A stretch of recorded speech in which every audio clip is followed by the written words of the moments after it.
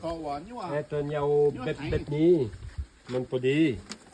ครับ นี่ว่าให้เขาจะเกตตัวตีนป้องอ่ะ มาอยู่ลุมมาอยู่เทิงมาอยู่นี่ฮึบ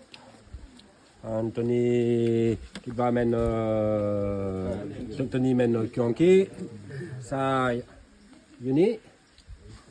อันอยู่นี่มันตัวนี้มันสบายแล้วเพราะว่าเจ้าเอ็ดตัวนี้แล้วเจ้าอยากเอ็ดคือกันsoเจ้ามาตรงนี้เราต้องไปต้องคือกันฮึบตัวนี้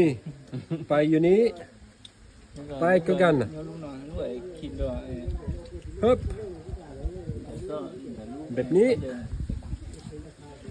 ตัวนี้ไปอยู่นี้ไปคือกันอีก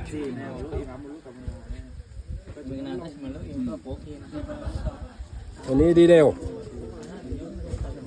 อันตัวนี้เจ้าคิดอยากเก็ดตัวนี้ยังอยู่นี่ยังบ่มีsoคอยมักเอ็ดแบบนี้คอยเอ็ดsoคอยส่งกิจกรรมอยู่นี้คอยฮู้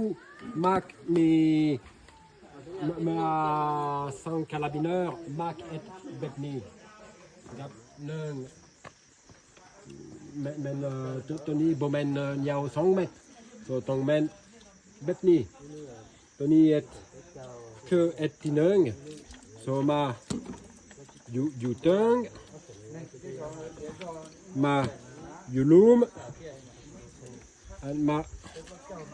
อยู่นี่จบแล้วมีคนอยากลองบ่อ